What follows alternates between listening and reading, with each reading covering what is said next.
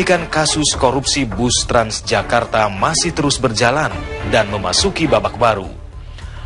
Pasca ditetapkannya Udar Pristono, mantan Kepala Dinas Perhubungan DKI, Kejaksaan Agung kini memanggil 5 saksi lainnya terkait kasus ini.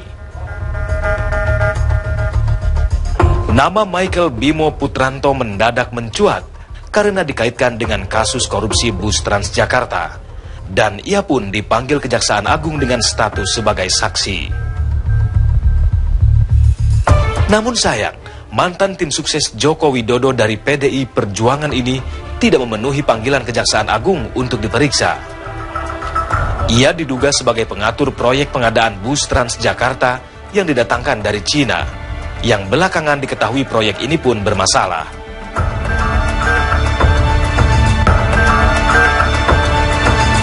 Kejaksaan Agung menduga Udar Pristono, mantan Kadisub DKI itu, menggelembungkan nilai proyek pengadaan bus Transjakarta dan BKTB.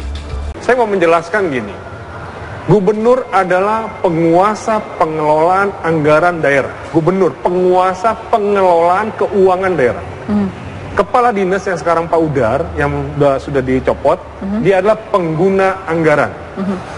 Tetapi dalam pelaksanaan busway, penguasa pengelolaan anggaran Pak Gubernur tidak memanfaatkan pengguna anggaran. Dia membuat SK sendiri, namanya SK 2082 tahun 2012 yang dikeluarkan Desember 2012. SK itu menunjuk sekretaris dinas sebagai kuasa pengguna anggaran dan pejabat pembuat komitmen. Artinya apa? Pak Udar selaku mantan kepala dinas tidak ada kewenangan terhadap pengadaan barang dan jasa.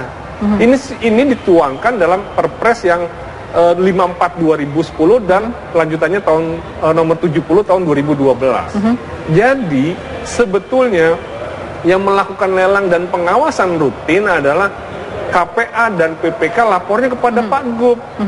Pak Udar cuma sebatas koordinasi atau kepala dinas pengguna anggaran tadi.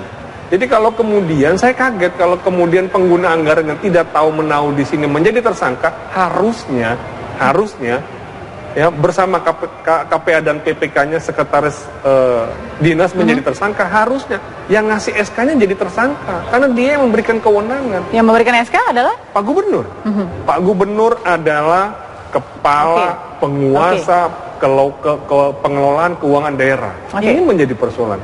Dan saya beberapa kali lihat di media bahwa Pak Gubernur tidak tahu menahu, padahal dia melaporkan semua. Ini yang tadi saya jelaskan ya.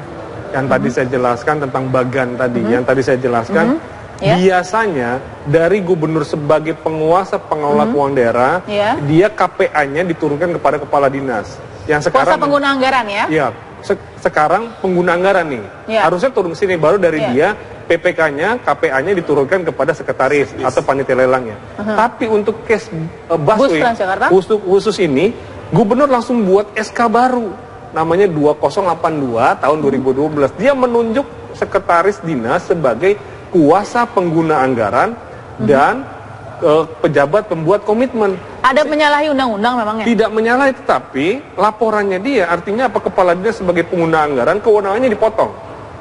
Kepala dinas yaitu? Pak Udar itu dipotong, sehingga sekretaris langsung kepada gubernur. Jadi seharusnya Pak Udar tidak tahu apa-apa? Nggak tahu apa-apa. Kalau kemudian sebagai sekretaris dinas jadi tersangka, pengguna anggarannya nggak tahu apa jadi tersangka, terus bagaimana yang memberikan kewenangan tugas itu yang memberikan kewenangan penuh kepada KPA dan PPK? Ini kan menjadi persoalan. Dipanggil aja tidak. Ini diskriminatif menurut saya gitu. Jadi harus didengarkan dong, dipanggil. Sekarang yang sudah menjadi tersangka, sekretaris sebagai kuasa pengguna. Tapi dengan jalur dan SK yang seperti ini, Pak Jokowi banyak mengakui hal-hal yang juga berkontradiksi. Ya, kalau kemudian Pak Jokowi mengakui dia tidak pernah tahu, tidak pernah kenal sama Michael Bimo, tidak pernah lihat, harusnya dipanggil saja. Dia kan ada kesaksian Pak Udar dalam BAP-nya Kejaksaan Agung yang menyatakan, menurut saya dapat informasi, ya kan bisa di-cross. Oh, dia dikenalkan ke Michael Bimo lewat Pak Jokowi. Dan ini ada dokumennya. Jadi mungkin ntar saya serahkan sama Bang Tigor, sampaikan saja dokumen SK-nya. SK 2082. Tapi kan Pak Jokowi juga bilang katanya tidak melihat bus Transjakartanya. Kalau kata Pak Jokowi tidak melihat, laporan Pak Udar, yang periksa itu kenapa? Karena dia yang memberikan langsung SK kepada kuasa pengguna anggaran, maka dia yang melihat itu. Pak Jokowi yang melihat, bukan Pak Udar jadinya? Pak Udra cuma koordinasi karena kewenangan penuh laporannya pada garis yang tidak putus tadi kepada Pak Gubernur. Melihatnya di Pelabuhan Tanjung Priok. Oke. Waktu datang dia lihat, dia sampaikan sendiri, makanya harusnya Kejaksaan Agung panggil Pak Jokowi sebagai saksi di conference dengan kesaksian Pak Udra, kan jelas sebetulnya. Tetapi yang menjadi pertanyaan buat saya adalah bahwa kenapa cuma yang menjadi tersangkanya pengguna anggaran yang tidak punya kewenangan setelah dimatikan dengan SK Gup nomor 2082/2012 kepada PPA dan PPK. KPA dan PPK itu sekretaris. Sekarang sudah jadi tersangka nih dua-duanya. Ya, ada 4 orang termasuk Pak Udra terakhir. Tetapi kenapa itu tidak sampaikan? Memeriksa. Yang menjadi persoalan Dewan sekarang adalah bahwa Dewan ini kewalahan, masyarakat marah semua. Karena 500 bis sekian, sekarang semua orang naik desak-desakan. Publik yang dirugikan satu. Ya, kalau saya berpikir atas nama Dewan ya, saya sangat prihatin terhadap kasus busway ini. Kenapa? Karena rakyat Jakarta andalan cuma busway. Rakyat Jakarta andalan cuma busway, yang lain tuh masih belum bisa diandalkan.